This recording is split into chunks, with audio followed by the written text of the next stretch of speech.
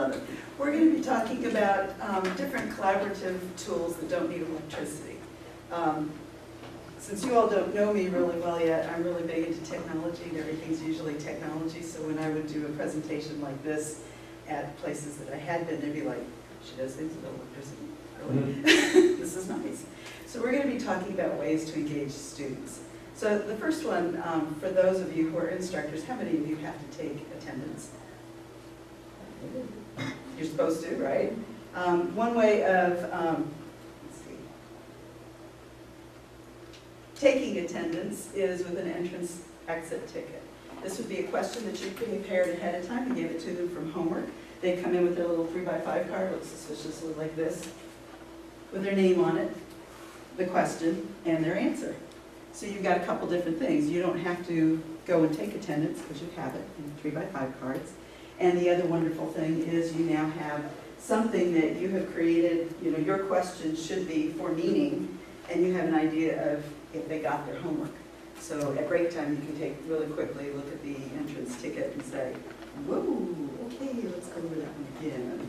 Let's make sure that they understood it.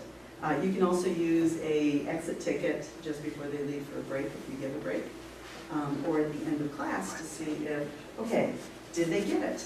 Did they understand? So, of course, you're going to be creating those questions ahead of time, and hopefully they're level 3 questions, so that you get something from them other than, you know, was there a drawing on the board? Left-hand side. So that is entrance and exit tickets. Another one is talking chips. How many of you have students who don't participate in class? They just kind of sit there. Don't call me, don't call me, don't call me, please. Or if you put them into group works, they're the ones who just kind of sit and let the rest of the group go. Well, if you use something like talking chips and you present each student with 5 chips, they can't exchange, they can't give it to somebody else, they have to use it. All right? And now you get a little bit of participation during your group work. One of the fun things is it also takes care of the spring butts. Do you know what a spring butt is? I know. Okay. It takes care of that. They have to think ahead of time. All right, I only have 5 chips. I gotta make them count. So they have to think a little bit. Your others are sitting there going, I have 5 chips, I'm gonna use, I have to talk, I have to talk, I have to talk. And so this is a way of kind of equalizing when you do collaborative learning.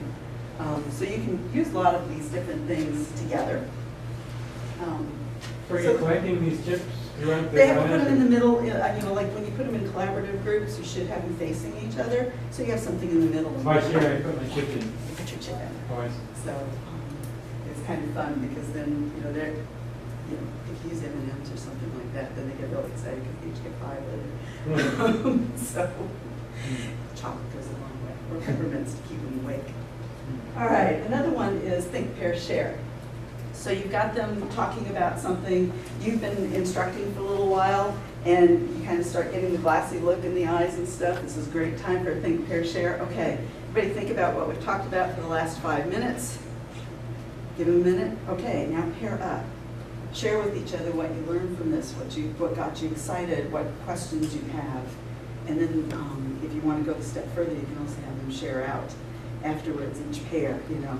These were the 3 things that we really thought were important from the last section of instruction.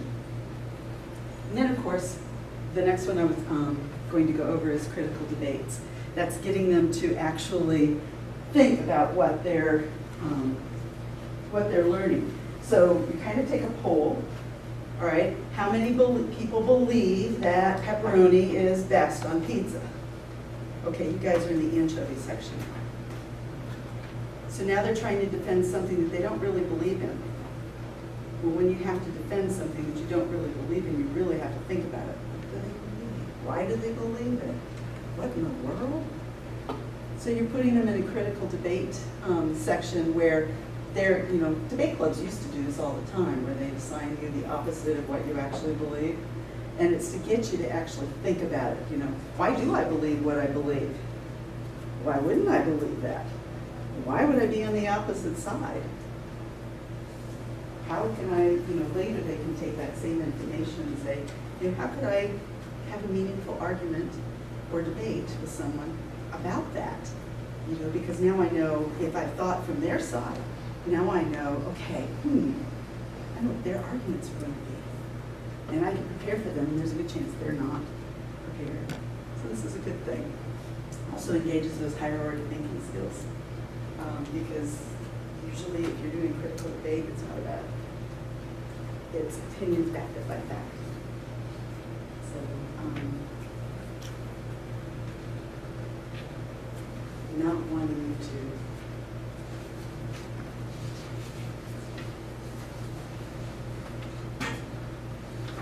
Handouts are fun, but handouts, when you do them right away,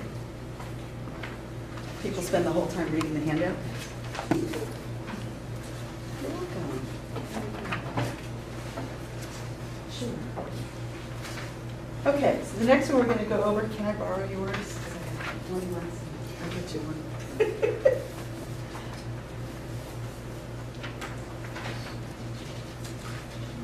The next one that I'm just going to present is Jigsaw. Has anybody heard of the Jigsaw before? You think of the Jigsaw puzzle and all the different pieces.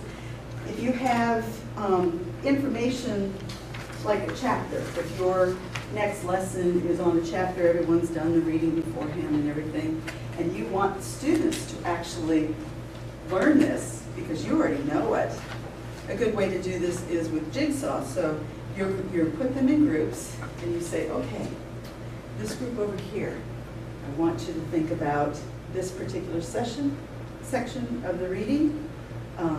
You have 15 minutes to talk about, okay, what do you do if, you have a patient that comes in and this is what they're exhibiting. Okay, so you all think about that. Now you all think about the next section, and you're going to talk together and figure out what the main parts are, and you're going to have to be able to present to the rest of the class, because the objective is for everyone in the class to know all of this.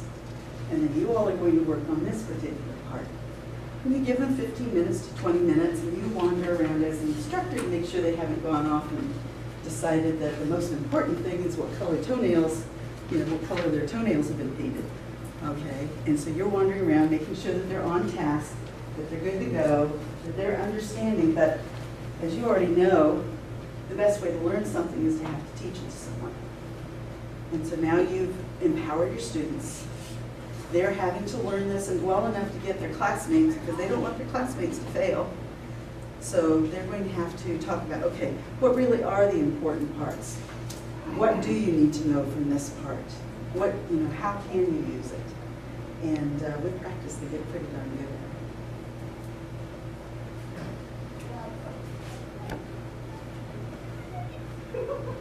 it. Another good one to check for understanding is what's called a 3-2-1. So you come up with these wonderful questions to ask them if you can let them go. And so you might say something like the one that I'm going to have you all do in a couple minutes.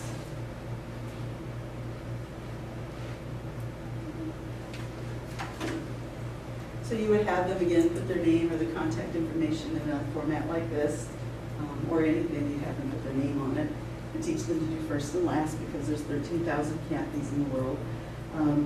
So 3 things that you learned, or 3 things that you think were important, or 3 things you have a question on. You decide which 3 things you need to know from them. 2 things that they would like to know more about, 2 things that they have a question on, 2 things that they heard of that they would like to contribute to the conversation, and then the 1 thing that they're going to use on it. So before you leave today, I'm going to have you do that. Normally I would have you practice some of these wonderful things, and I wasn't really sure how long 25 minutes would be for this particular presentation. But there's lots of different things that you can do along with these. Like when you're doing the jigsaw, you can also do a gallery walk afterwards, which are those big, huge 3M Post-it papers that you can get. You give each group one of those when they're doing their jigsaw, and then you put them on the wall. And when they present, you have them go for it and show that. And make sure it's a Post-it, not really hard tape, because then you have facility people angry with you because you pull the paint off the wall. Make sure that they don't put the Post-it on the wall and then write on it, because frequently pens bleed through, so it's easier to clean off the surface here. So you can do what's called a gallery walk right here at Jigsaw. Do you have questions? Has anybody ever used any of these? I saw one for Jigsaw. I have done the fair share, and it just kind of breaks things up. Keeps them on their toes.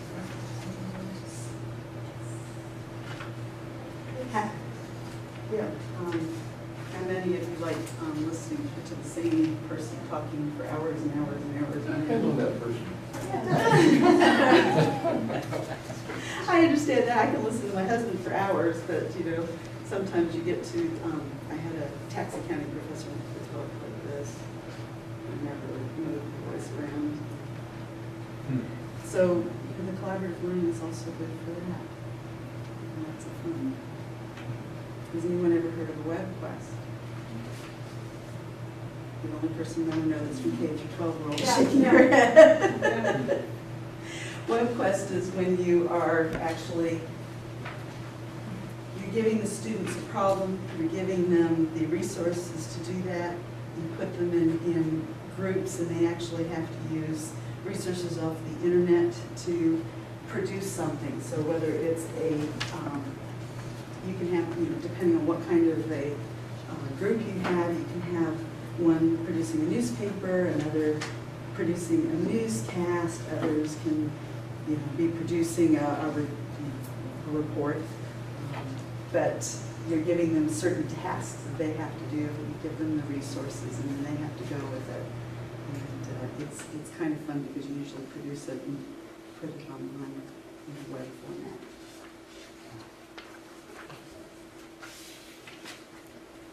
So, for right now, I would like you to put your name and your email address and take a moment to actually do a 3, 2, 1.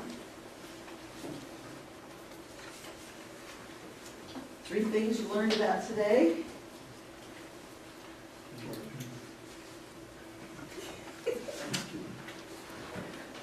Can I have your shoe?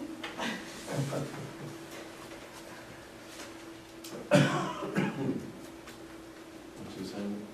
You have 3 things to put your name and your email address. And 3 things you learned today.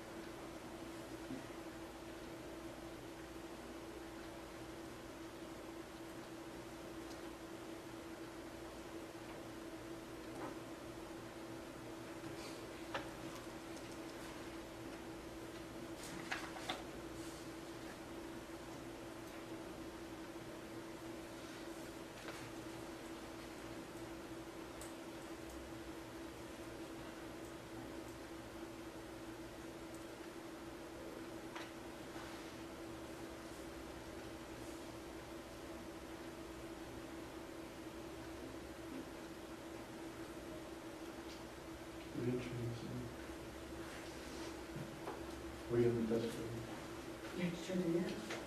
Maybe I have 2 things you'd like to know more. And then one thing you might actually try.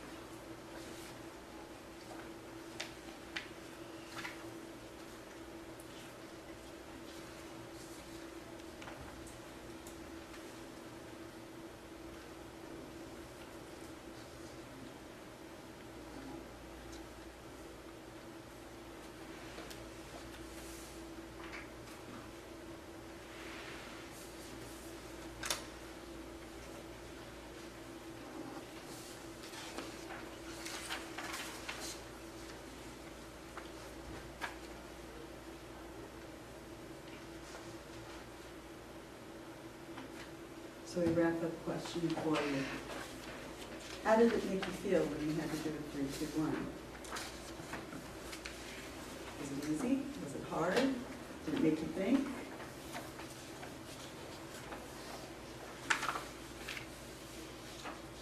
It was helpful to know that we were gonna have to do this. Because we paid attention better. So if you said at the beginning of a class, at the end, we're going to be doing a 3, 2, 1, and then students knew what it was, they'd be thinking, okay, wait, what am I going to learn? And especially if you use the same 3 every time. When you come to a conference and you sit for a presentation, a lot of times you take notes and you think, okay, I'm going to get back to it later, etc. When you do a 3, 2, 1, did you have to go, oh, wait a minute. What am I going to try? What is the one thing I could try? And then you can go away and actually try it. Whereas usually when I get at the end of a conference, like, right, I went to 15 different sessions and I know I wanted to try some things, but the one that sticks in my mind is the one that I actually wrote down. So it's a good way. As an instructor, what I would do with the 3, 2, 1 is as you left for the day, I would stand at the door and collect them from you, and then I would take them home. And I'd look especially at the number 2, the second thing, the 2 things that you wanted to know more about. And for a class, it would give me an opportunity to say, oh, okay, this is how we can go further with what we learned that day. Or if they, if they're all writing, I had no idea what you were talking about when you mentioned before. I know that that's something I'm going to need to review right away at the next section, or if I'm online, or have some way of communicating with the students through the course management system. Then I could, do a blast and say, I noticed that we're trying to do such and such. Here's some more information for you. Let's start a discussion. Thank you very much for your time. I appreciate that, and I'd love to collect your 3, 2, 1s from me. Before you let us go, Yes, sir. give us the sales pitch for the Learning Center. Tell us what it is and what difference it will make for us. I would be happy to. Learning Center, the Learning Resource Center is part of CITL. And so Which is? that is, let's see, Curriculum Center for Innovation in Teaching and Learning. And so you will get to know Lee Halupa and her team very well as you are working with your classes. And then, of course, we have IT, which you're already familiar with. The Learning Resource Center, we're trying to provide you with information that you're actually able to use. So instead of like online, you just get to everything, all kinds of information. You don't know if it's good information, bad information, or what. At the Learning Resource Center, we are trying to provide you with databases that you can use, that when a student comes in, they go, all right, you have a list of databases, what do we do now? We're actually going to be trying to guide them towards particular databases of information that would be journals, periodicals, print, well, not print resources, but ebooks, etc. Are these our library resources? These are our library resources. And then, of course, there are the print resources that we have. And just so you know, over this year, many of you will be getting what's called a shelf list. It's a list of the books that we have at the library, and so that you know what we have that you can use. But we're also going to be asking for your participation as we weed the things that are no longer relevant to our students. So some of the, like generally accepted accounting principles from 1996 are no longer relevant to our students. A great read, yeah. It's wonderful, especially if you need to get some sleep, some deep sleep. So removing things like that from the library, and then we're also going to be contacting you about databases that we find out about print resources that we find out about, and saying, okay, these are being used elsewhere to great effect. This is why you might consider using them. Let's find out if it's useful for our students and whether we should be getting them. We also have collaborative learning areas over in the library, so if you haven't seen it yet, we have done some great things in the library. We have created some open spaces with small group areas so your students can work together on projects. or collaborate in some way.